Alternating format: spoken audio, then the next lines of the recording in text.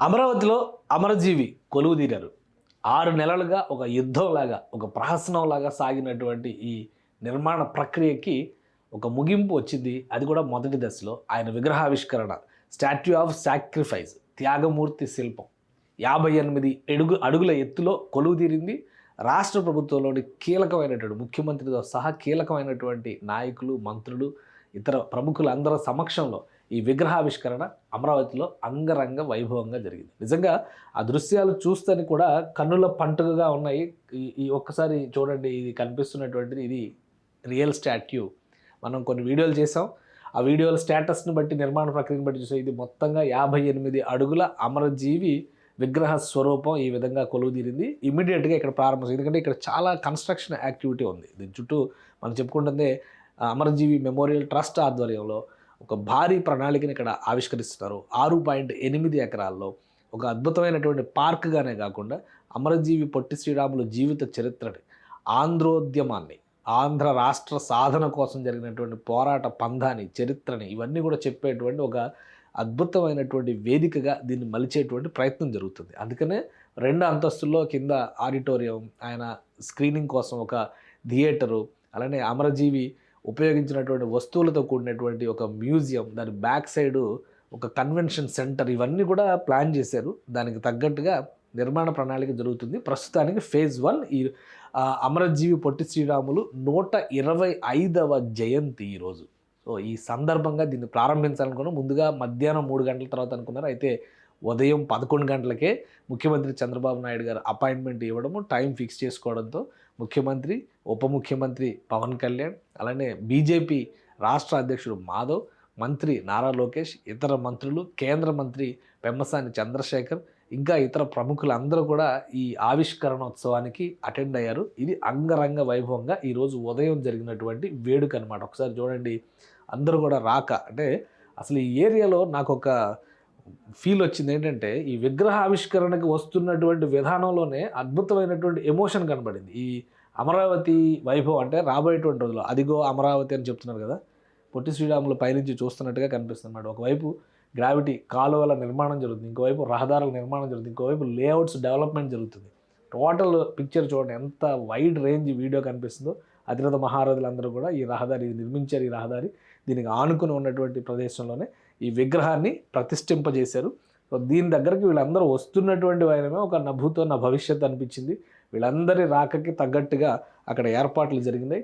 ఏర్పాట్లతో పాటు మీరు ఒకసారి చూస్తే 2 స్టేజ్లుగా నిర్మాణం జరిగింది కాబట్టి పైకి ఎక్కడానికి అవసరమైనటువంటి ఐరన్ స్టెప్ స్ట్రక్చర్, ఇనుప మెట్ల నిర్మాణాన్ని కూడా చాలా వేగంగా పూర్తి చేశారు. ఇక ఇక్కడికి వచ్చినటువంటి ప్రముఖులందరూ ఏపీసీఆర్డీఏ కమిషనరు, అలానే ఏజీఐసీఎల్ కమిషనర్, ఎండి, వీళ్ళందరూ కూడా ఇక్కడికి వచ్చారు. ప్రముఖులందరితో మాట్లాడారు ముఖ్యమంత్రి చంద్రబాబు నాయుడు గారు. నేరుగా విగ్రహ ఆవిష్కరణకి సంబంధించి పైకి వెళ్ళారు. ముఖ్యంగా అమరజీవి మెమోరియల్ ట్రస్ట్కి సంబంధించినటువంటి ప్రముఖులందరితో కూడా ఆయన భేటీ జరిగింది.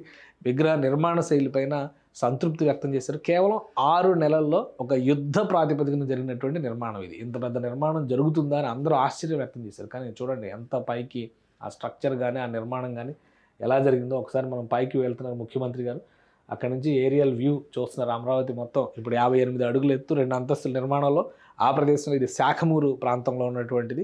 అటు నీరుకొండకి అభిముఖంగా వచ్చేటువంటి లొకేషన్ అనమాట. అంటే నీరుకొండ పైన ఎన్టీ రామారావు గారి విగ్రహం కూడా పెడుతున్నారు, పెద్ద విగ్రహం పెడుతున్నారు. అది ఆ విగ్రహం తర్వాత అంత సైజులో కనబడేది పెద్ద విగ్రహం ఇదే. 58 అడుగుల ఎత్తులో మొదటి విగ్రహావిష్కరణ, అంటే మొదటి భారీ విగ్రహావిష్కరణ అమరావతిలో అమరజీవి పొట్టి శ్రీరాములు విగ్రహమే. దీంతోపాటు ఒక కార్యాచరణని ట్రస్ట్ ప్రకటించింది. చాలా ఆసక్తికరంగా ఉందన్నమాట. ఇది ఆవిష్కరణ కార్యక్రమం చేసిన తర్వాత ముఖ్యమంత్రి వీళ్ళందరూ కూడా ఒక సభా కార్యక్రమాన్ని నిర్వహించారు. అక్కడ కొన్ని వీడియోస్ని డెమాన్స్ట్రేట్ చేశారు. దాని సారాంశం ఏంటంటే, మెమోరియల్ ట్రస్ట్ రాబోయేటువంటి రోజుల్లో ఏమేం కార్యక్రమాలు చేపట్టబోతుంది అంటే, స్కిల్ డెవలప్మెంట్ ప్రోగ్రామ్స్ దగ్గర నుంచి ఇది అమరజీవి జీవిత చరిత్రని సూచించేటువంటి డాక్యుమెంటరీ, విశాలాంధ్ర ఉద్యమం, ఆయన భాషా ప్రయుక్త రాష్ట్రాల కోసం, రాష్ట్ర సాధన కోసం, ముఖ్యంగా ఆంధ్రుల కోసం, ఆంధ్ర రాష్ట్ర సాధన కోసం ప్రాణార్పణ చేసినటువంటి వ్యక్తి.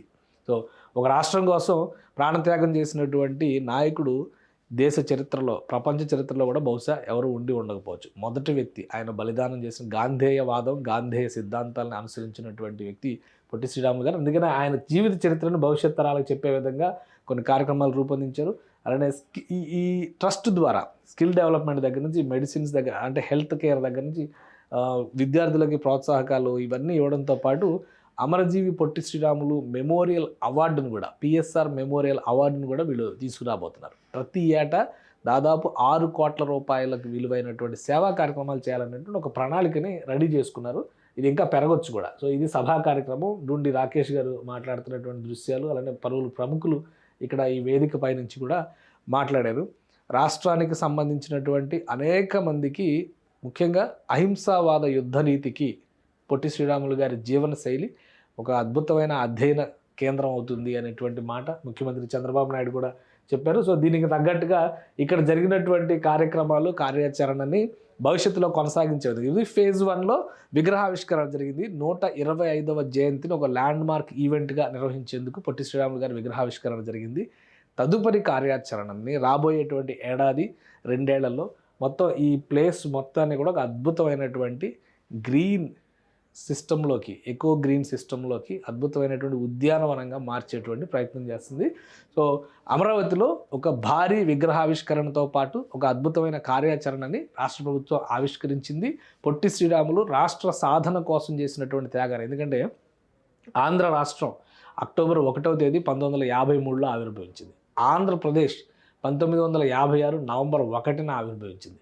2014న జూన్ 2న రాష్ట్ర విభజన జరిగింది. మళ్ళీ ఆంధ్రప్రదేశ్ తెలంగాణగా విడిపోయింది. కాబట్టి మాతృ రాష్ట్రంగా ఉన్నటువంటి ఆంధ్రప్రదేశ్కి ఆవిర్భావ దినోత్సవం ఏది అంటే 100 రకాల చర్చలు జరుగుతున్నటువంటి తరుణంలో అమరజీవి పొట్టి శ్రీరాములు జయంతిని ఒక ఆంధ్రుల ఐక్యతా దినోత్సవంగా నిర్వహించేటువంటి కార్యక్రమంగా రాష్ట్ర ప్రభుత్వం తీసుకోవడం, దానికి తగ్గట్టుగా ఇంత భారీ విగ్రహ ఆవిష్కరణ చేయడం అనేది ఖచ్చితంగా అద్భుతంగా అభినందించాల్సినటువంటి అంశంగా కనిపిస్తుంది. దానికి తగ్గట్టుగా రాష్ట్ర ప్రభుత్వం ఈ అమరజీవి పొట్టి శ్రీరాములు మెమోరియల్ ట్రస్ట్ ఒక కార్యాచరణను తీసుకుని ముందడుగు వేస్తున్నాయి. రాబోయేటువంటి 2 ఏళ్లలో ఈ ఉద్యానవనాన్ని అంటే 6.8 ఎకరాల్లో నిర్మిస్తున్నటువంటి అమరజీవి మెమోరియల్ స్టాట్యూ అంటే స్టాట్యూ ఆఫ్ సాక్రిఫైస్ అని నామకరణం చేశారు. ఈ ప్రదేశం ఒక అద్భుత అధ్యయన కేంద్రంగా మారబోతుందనే సంకేతాలు అయితే స్పష్టంగా కనిపిస్తాయి. ఈ భారీ విగ్రహ ఆవిష్కరణకు సంబంధించినటువంటి పనులు 6 నెలల క్రితం మంత్రి నారా లోకేష్ ప్రారంభించారు. 58 అడుగుల ఎత్తైన విగ్రహాన్ని పెడతామని చెప్పిన ఆ రోజు చెప్పారు. ఆ రోజు ఇచ్చినటువంటి మాట ప్రకారం ఈ విగ్రహ నిర్మాణం, రూపకల్పన మొత్తం కూడా విగ్రహ అంటే మీరు చూడండి ఒక్కసారి ఈ దృశ్యం చూస్తే కనుక ఈ 2 స్టెప్స్ ఇవన్నీ కూడా రేపు రాబోయేటువంటి రోజుల్లో అక్కడ ప్రత్యేకమైనటువంటి కార్యాచరణ, అక్కడ ప్రత్యేకంగా నిర్వహించాల్సినటువంటి ప్రణాళిక వేరేగా ఉంది. కానీ విగ్రహం వరకు మాత్రం ఎవరు ఊహించినంత వేగంగా పనులు పూర్తి చేసి దాదాపు 25 టన్నుల కంచుని ఉపయోగించారు.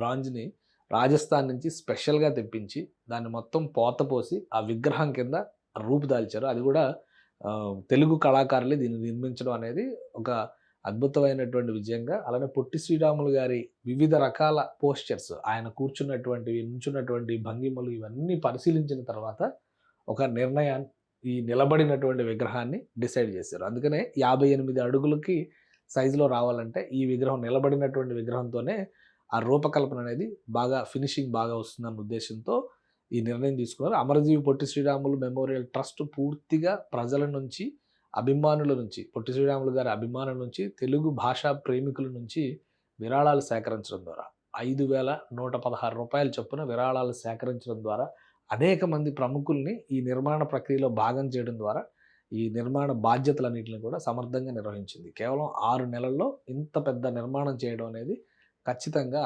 అభినందించదగ్గ విషయం అని చెప్పని ముఖ్యమంత్రి, ఉప ముఖ్యమంత్రి వ్యాఖ్యానించారు.